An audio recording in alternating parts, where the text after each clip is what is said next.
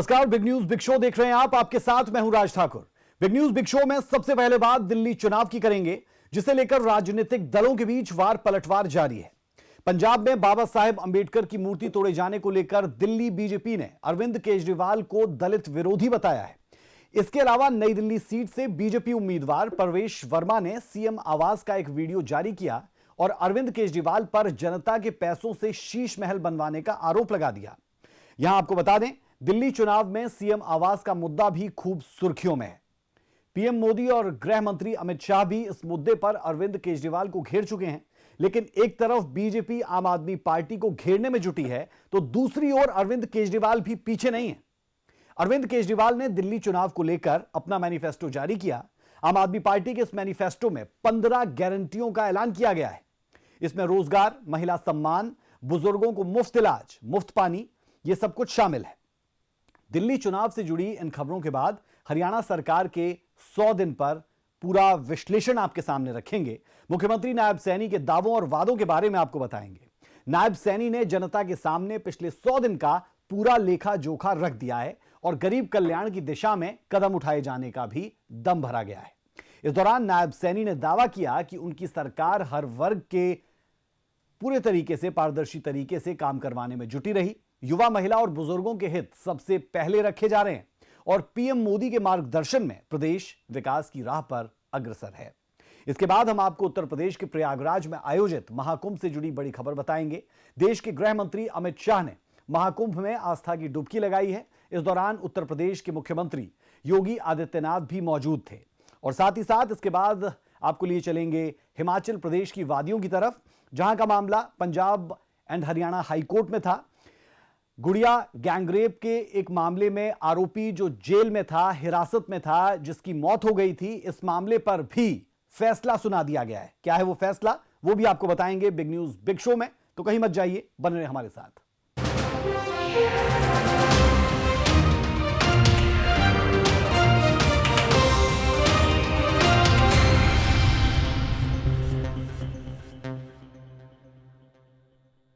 Big news big show में सबसे पहले बात पंजाब के अमृतसर में बाबा साहेब अंबेडकर की मूर्ति से हुए अपमान की करेंगे। इसे लेकर दिल्ली में सियासी पारा है। बीजेपी ने अरविंद केजरीवाल और आम आदमी पार्टी को अंबेडकर विरोधी बता दिया है और आरोप लगाया है कि अंबेडकर की मूर्ति पर हमला अरविंद केजरीवाल की मर्जी से हुआ है। यह रिपोर्ट जरा देखिए।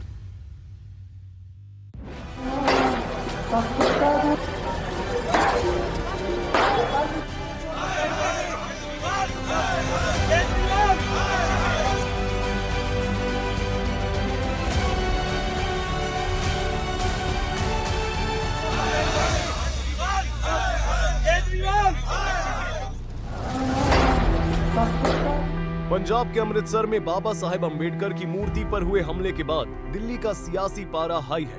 बीजेपी ने इस मुद्दे पर आम आदमी पार्टी को घेरा है और ये आरोप लगाया है कि अरविंद केजरीवाल की मर्जी से अंबेडकर की मूर्ति पर हथौड़ा चला है।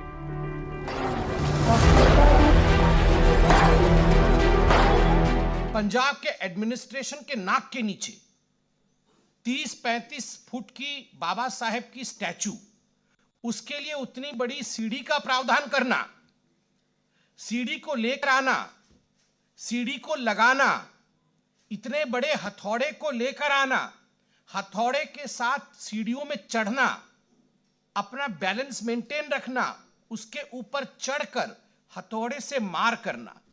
और जब ये पूरी प्रक्रिया चल रही थी, उस समय थाना कोतवाली, न जाने कितने प्रशासनिक अधिकारी, न जाने कितने पुलिस कर्मी सब वहां होंगे, मौजूद होंगे, मगर किसी ने रोकने की कोशिश नहीं की। सवाल उठता है, आखिर अरविंद केजरीवाल जी की आम आदमी पार्टी की ये कौन सी साजिश है? ये कौन सी साजिश है कि उनके नाक के नीचे, उनके थाने के आगे बाबा साहेब अंबेडकर का यह अपमान होता है और अरविंद केजरीवाल जी और उनकी पूरी टीम चुप रहती है। अरविंद केजरीवाल को अंबेडकर विरोधी बताते हुए संबित पात्रा ने सदन में संविधान पर हुई चर्चा का भी जिक्र किया। संबित पात्रा के मुताबिक इस दौरान अरविंद केजरीवाल ने एक फोटो जारी किया था, जिसमें उन्होंने बाबा साहेब अंबेडकर की तस्वीर हटाकर अपनी तस्वीर लगाई थी। कुछ दिन पहले जब कॉन्स्टिट्यूशन पर चर्चा चल रही थी पार्लियामेंट के अंदर, तो अरविंद केजरीवाल जी ने एक फोटो जारी किया था भारत के संविधान का। उस फोटो से बाबा साहेब अंबेडकर के फोटो को नदारद करके, काट करके, अपने फोटो को क्रॉप करके डाला था उसके ऊपर। ये भ्रष्टाचारी अरविंद केजरीवाल, ये जमानत पे बाहर अरविंद केजरीवाल, ये अपनी फोटो भारत की संविधान के ऊपर डाल रहा है। भारत के संविधान के ऊपर अगर किसी की भी फोटो या प्रतिमा होनी चाहिए, वो केवल और केवल बाबा साहेब अंबेडकर की होनी चाहिए। तो ये धृष्टता अरविंद केजरीवाल जी ने किया है, बार बार किया है। और मैं आपको आज बिल्कुल स्पष्ट रूप से बताता हूं, जो आज अमृतसर में हुआ है वो बिना अरविंद केजरीवाल की मर्जी से नहीं हो सकता था। संबित पात्रा ने पंजाब में दलित डिप्टी सीएम का मुद्दा भी उठाया और अरविंद केजरीवाल पर यह आरोप लगाया है कि उन्होंने पंजाब में दलित डिप्टी सीएम का वादा अब तक पूरा नहीं किया है। कि बाबा साहेब अंबेडकर और दलितों का अपमान अरविंद केजरीवाल जी ने किया है। आप याद करिए, चुनाव से पहले पंजाब में अरविंद केजरीवाल जी ने कहा था कि हमारी सरकार बनेगी तो एक दलित को हम उप मुख्यमंत्री बनाएंगे। आज तक उन्होंने एक दलित को उप मुख्यमंत्री नहीं बनाया। दरअसल दिल्ली में चुनावी माहौल के बीच अमृतसर की इस घटना को बीजेपी एक मौके के तौर पर देख रही है। दिल्ली बीजेपी के प्रदेश अध्यक्ष वीरेंद्र सचदेवा, सांसद योगेंद्र चंदोलिया और दुष्यंत गौतम ने अरविंद केजरीवाल को लेटर लिखा है, जिसमें अमृतसर जाने की इजाजत मांगी गई है। ब्यूरो रिपोर्ट, सूर्या समाचार।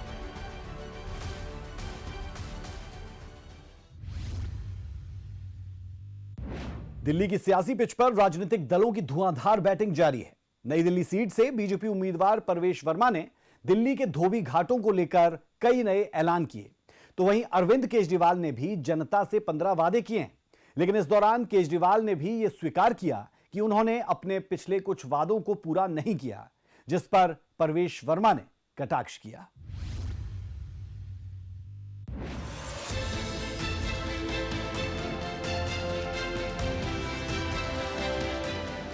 दिल्ली का चुनावी मैदान उम्मीदवारों के दावों और वादों से पटी पड़ी है, जिसके जरिए हर कोई सियासी मैच को अपने पाले में करना चाहता है।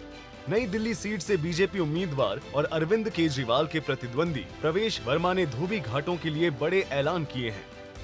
धोबियों को उनके मकान का मालिकाना हक मिलेगा, मकान के ऊपर एक मंजिल बनाने का अधिकार मिलेगा, कपड़े सुखाने की जगह पर लेंटर डाला जाएगा, मकान का छत शादी ब्याह के लिए इस्तेमाल की अनुमति होगी, धोबियों का हेल्थ लाइसेंस बनाया जाएगा, 60 साल से ऊपर के लोग लाइसेंस परिवार को ट्रांसफर कर सकेंगे, बिजली का कमर्शियल रेट नहीं लिया जाएगा, काम का रेट सरकार से फिक्स कराया जाएगा, बिजली करंट लगने की दुर्घटना पर 15 लाख का इंश्योरेंस मिलेगा, एनडीएमसी स्कूल में धोबी समाज के बच्चों का कोटा रखा जाएगा, एनडीएमसी में एक सदस्य धोबी समाज से रखा जाएगा, धोबी समाज कल्याण बोर्ड को ज्यादा सशक्त किया जाएगा, धोबी अपनी शिकायत पोर्टल के जरिए कर सकेंगे।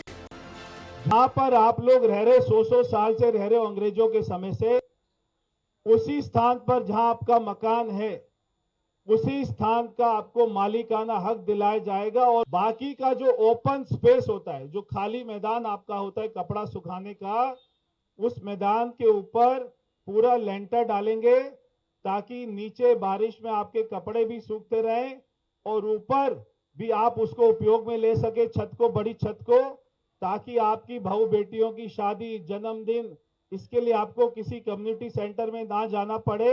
उसके बाद जो आपका नया हेल्थ लाइसेंस है वो भी बनाने का काम शुरू होगा। उसके बाद आपका जो कमर्शियल चार्ज आता है, मैं नहीं समझ पाता कि आज तक ये अरविंद केजरीवाल ने ये बात क्यों नहीं उठाई, मांग क्यों नहीं उठाई कि आपका कमर्शियल मीटर क्यों लगा हुआ है।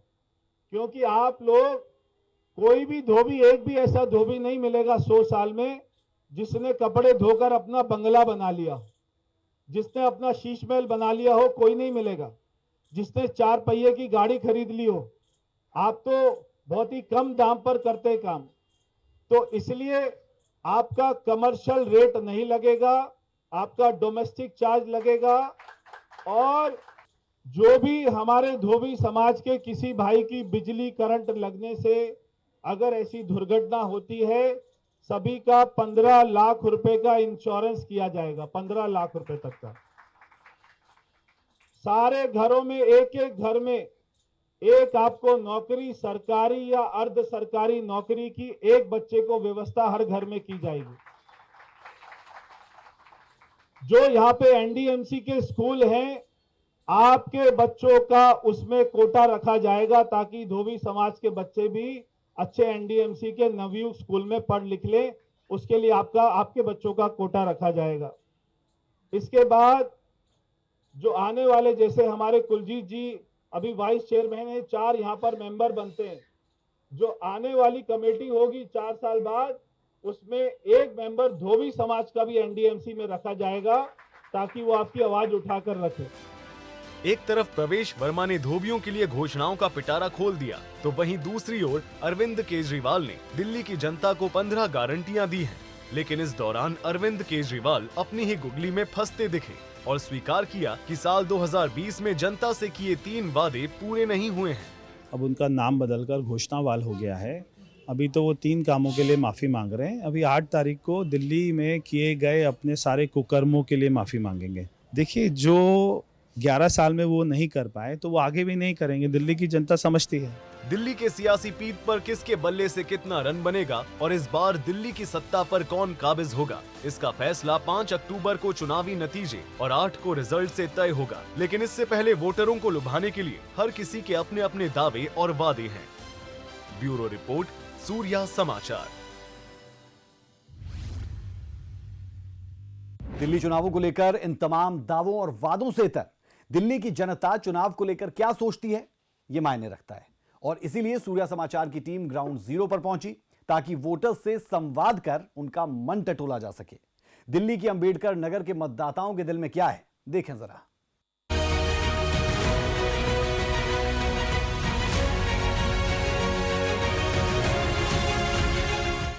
सूर्या समाचार का कारवां आज पहुंचा है अंबेडकर नगर विधानसभा। दिल्ली की इस विधानसभा के क्या मुद्दे हैं, यहाँ के लोग जब वोट देने जाएंगे तो क्या इनके मन में विचार होगा, किस पार्टी का यहाँ माहौल है, इन तमाम बातों पर बात करने के लिए हमारे साथ अंबेडकर विधानसभा के तमाम लोग मौजूद हैं। पार्क में ये लोग मौजूद थे और यहाँ हमारी इनसे मुलाकात हुई। आंटी जी, कैसे हैं आप? बढ़िया है, कैसा माहौल है? बहुत बढ़िया है माहौल तो। इलाके की स्थिति कैसी है? इलाके में काम हुए कुछ? बेकार है स्थिति तो। ना तो नालियाँ साफ होती, ना पानी साफ आता, पानी गंदा आता है हमारे यहाँ। कोई साफ सफाई नहीं है, कोई काम। पार्क देखो कैसा हो रहा है, पार्क को सही नहीं करते ही। बस ये परेशानी है। ये ऐसा, ये थोड़ा माहौल गर्म भी है, नरम भी है, दोनों है माहौल। और ये हमें तो आजा तो नाले की सुविधा नहीं, बिल्कुल भी। नाले एकदम भरे रहते हैं, हमारी नालियाँ बंद हो जाती हैं। हम कंप्लेन करने जाते हैं, आते ऊपर ऊपर करके भाग जाते हैं। और गंदा पानी, पीने का पानी भी बहुत दिन तक गंदा आता रहा। हम लोग भागे फिर बोलने के लिए, वहाँ पर कहने के लिए। अब थोड़ा पानी सही आ रहा है, लेकिन बीच बीच में गंदा पानी आता है जी। ये सीवर डले हैं नए, नालियाँ बनी थी गलियों के अंदर, बड़े बड़े होद, उनकी वजह से गंदा पानी आ रहा है। तो वोट देने जाएंगे तो मन में क्या बात रहेगी, किसको वोट देने वाले हैं, किसके पक्ष में माहौल है? अब देखो, ऐसा लग रहा है अब तो किसी को ना दें वोट। अब तो ऐसे दिमाग हो रहा है किसी को मत दो, बिल्कुल भी, क्योंकि हमारी कार्रवाई हो नहीं रही, सुनाई हो नहीं रही बिल्कुल भी। इसलिए हमारा मन ही नहीं कर रहा है बिल्कुल। बदलाव का मन है कि जो पहले जिसको वोट दिया था उसको ना देकर किसी और को दिया जाए? हाँ, देखेंगे, चांस देंगे, लेकिन अभी मन भी नहीं है देख के वोट दे किसी को, कि सुनवाई नहीं होती बिल्कुल भी। तो आपको देना चाहिए।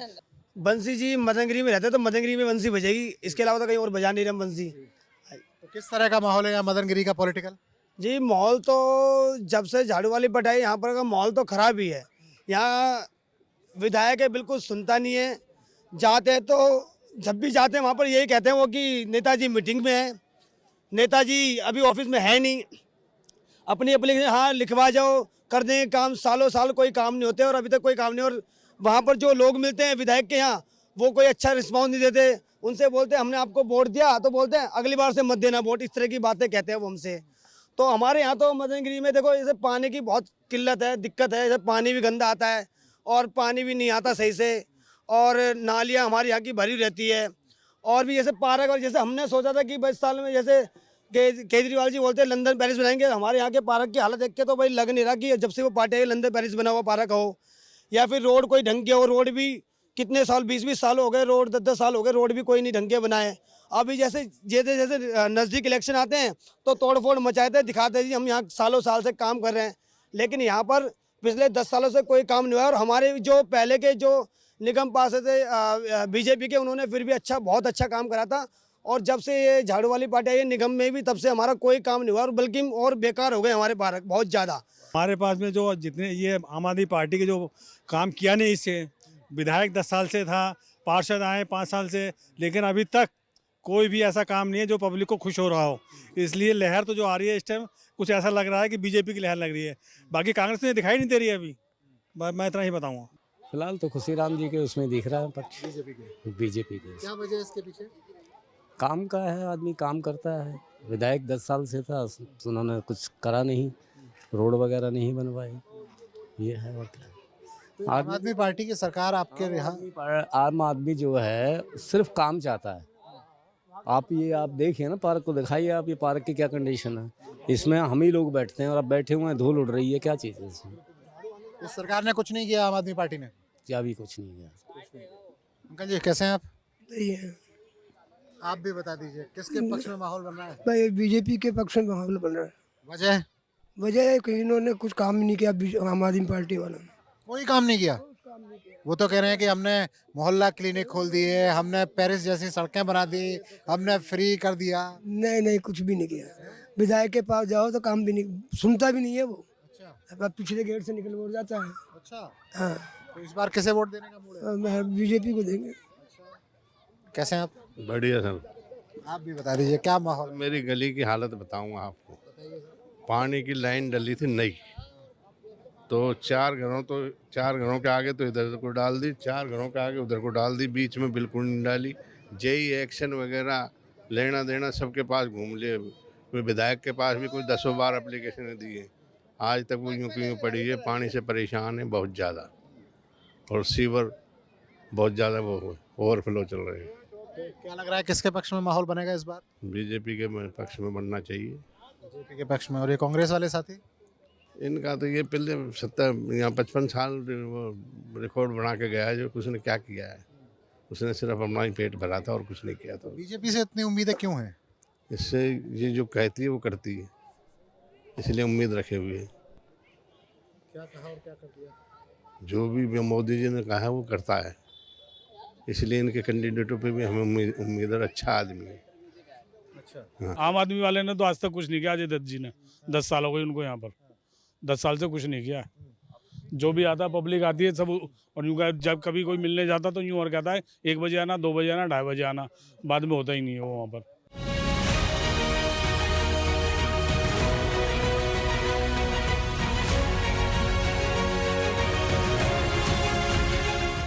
और अब खबर उत्तर प्रदेश के प्रयागराज से, जहां आयोजित महाकुंभ में देश के गृह मंत्री अमित शाह ने साधु संतों के साथ आस्था की डुबकी लगाई। इस दौरान अमित शाह के साथ उनका बेटा जय शाह और परिवार मौजूद रहा। अमित शाह ने यहां पूजा अर्चना के बाद संतों का आशीर्वाद भी लिया।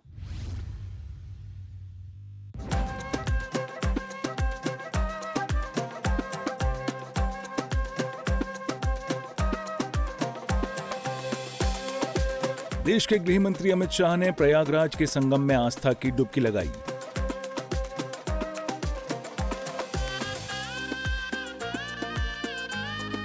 इस दौरान उत्तर प्रदेश के मुख्यमंत्री योगी आदित्यनाथ, जूना अखाड़े के महामंडलेश्वर अवधेशानंद गिरी और योग गुरु बाबा रामदेव ने भी संगम में अमृत स्नान किया।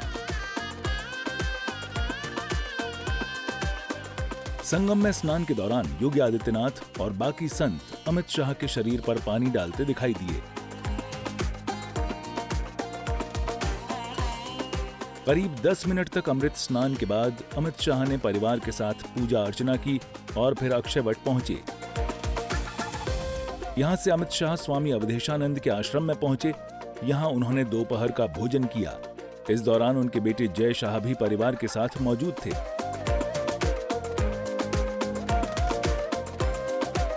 इससे पहले कई और बड़ी हस्तियों ने भी कुंभ स्नान किया है। रिपोर्ट के मुताबिक देश और दुनिया के 12 करोड़ से अधिक लोग अमृत स्नान कर चुके हैं और महाकुंभ खत्म होने तक 40 करोड़ लोग संगम में आस्था की डुबकी लगाएंगे।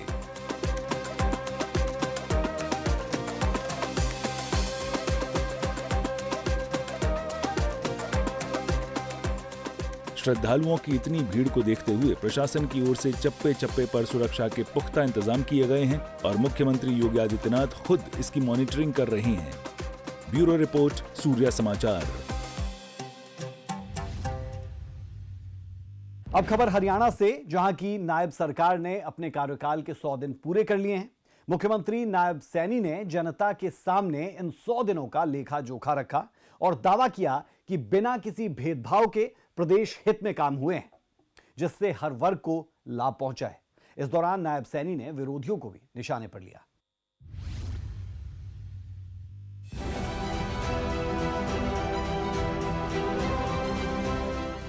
मुझे ध्यान आ रहा है कि आंधी तूफान, बिजली बरखा, आंधी तूफान, बिजली बरखा, धूप घटा कम रोकेगी, मजबूती से पांव उठे तो कोई मंजिल दूर नहीं। ये पंक्तियां हैं मुख्यमंत्री नायब सिंह सैनी की, जिन्होंने सोमवार यानी 27 जनवरी को अपने 100 दिन के कार्यकाल को लेकर मीडिया को संबोधित किया। इस दौरान जहां उनका शायराना अंदाज देखने को मिला, वहीं दूसरी तरफ उन्होंने अपने 100 दिन के कार्यों का लेखा जोखा भी प्रस्तुत किया और बताया कि उन्होंने 100 दिनों में प्रदेश की जनता के लिए कौन कौन से काम किए हैं। मुख्यमंत्री नायब सिंह सैनी ने दूसरी बार हरियाणा के मुख्यमंत्री पद की शपथ लेते ही 25,000 युवाओं को नियुक्ति पत्र जारी किए। हरियाणा देश का पहला राज्य है जो 24 फसलों को MSP पर खरीद रहा है।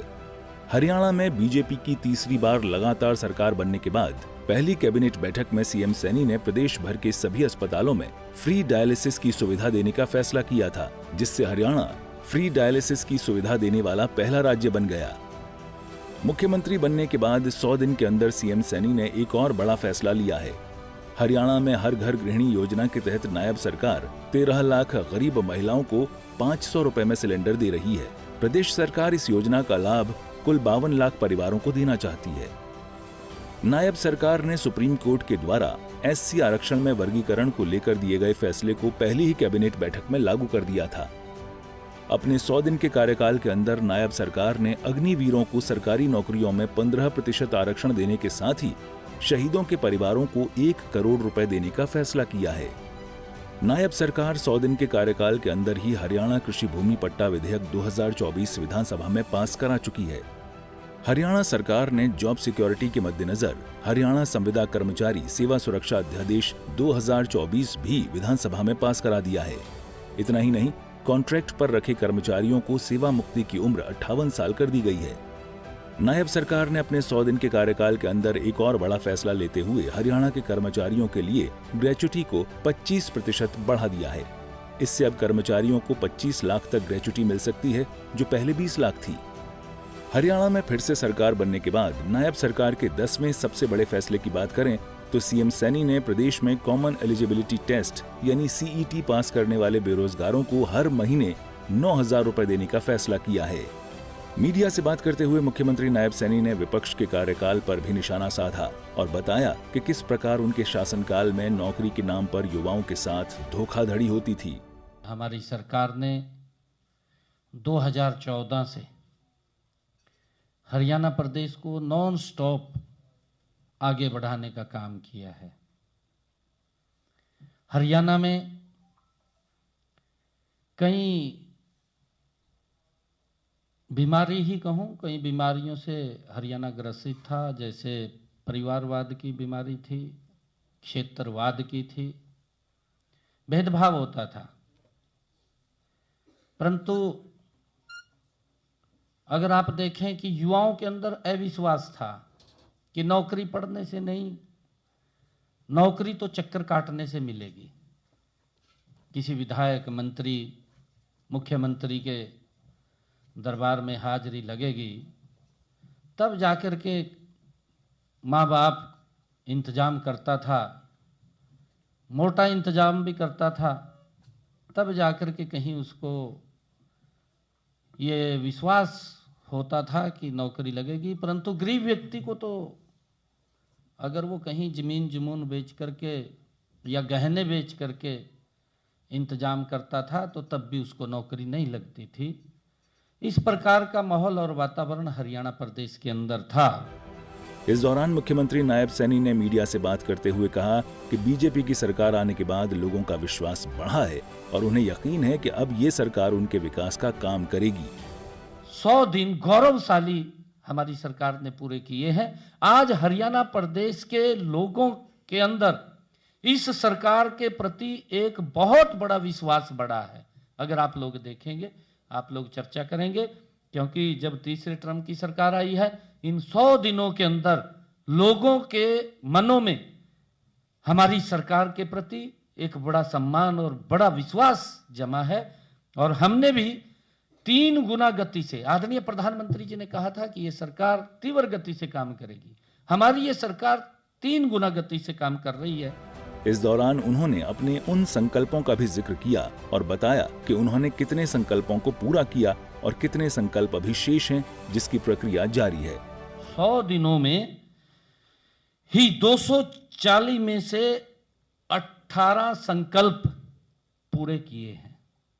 इस गति से काम किया है कि हमने जो हमारे संकल्प पत्र में 240 वायदे हमने हरियाणा प्रदेश के लोगों के लिए किए थे, उसमें से 18 वायदे हमने अपने इस 100 दिन के कार्यकाल में पूरे किए हैं और 6 संकल्पों के ऊपर गति से काम लग रहा है, क्योंकि उसकी कहीं अपनी किसी की आर्थिक रूप से कोई मंजूरी लेनी होती है, उसके कारण से उसमें थोड़ी देरी हो सकती है, परंतु उसके ऊपर काम चल रहा है, जल्दी ही वो भी अमल में आ जाएंगे। हमने कम से कम 50 और संकल्पों को पूरा करने की प्रशासनिक व वित्तीय अनुमोदन की प्रक्रियाएं जारी हैं, क्योंकि प्रशासनिक भी कहीं उसकी लेनी पड़ती है और वित्तीय भी हमें उसकी व्यवस्था खड़ी करनी पड़ती है। उस प्रक्रियाओं के लिए 50 और ऐसे संकल्प हमारे हैं जो उसके अंदर प्रक्रिया में हैं और जल्दी ही वो पूरे होंगे। हमें दृढ़ निश्चय के साथ आगे बढ़ रहे हैं। हमारी पूरी सरकार मजबूती से आगे बढ़ रही है। इन सभी संकल्पों को हमारी सरकार मजबूती से पूरा करेगी। मीडिया से बात करते हुए मुख्यमंत्री नायब सैनी ने एक बार फिर कुछ पंक्तियों का जिक्र किया, जिसके जरिए उन्होंने अपने संकल्प के प्रति अपने लक्ष्य को बताया और बताया कि उनका लक्ष्य क्या है।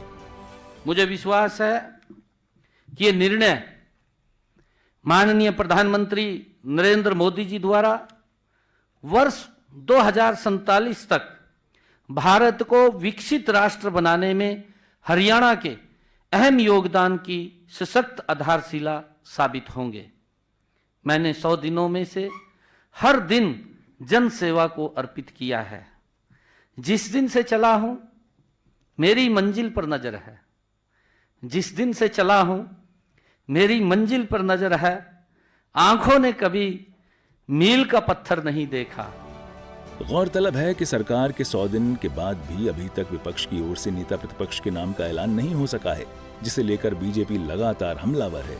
वहीं कांग्रेस अभी भी अंतर्कलह का सामना कर रही है। सूर्य समाचार के लिए चंडीगढ़ से रवि चंदेल की रिपोर्ट। और अब खबर हिमाचल प्रदेश से, जहां के चर्चित गुड़िया रेप मर्डर केस के आरोपी की पुलिस कस्टडी में हुई मौत के मामले में सीबीआई कोर्ट ने आईजी जहूर जैदी समेत 8 पुलिस अधिकारियों को उम्र कैद की सजा सुनाई। बता दें कि साल 2017 में आरोपी नेपाली युवक की पुलिस कस्टडी में मौत हो गई थी। यह रिपोर्ट जरा देखें।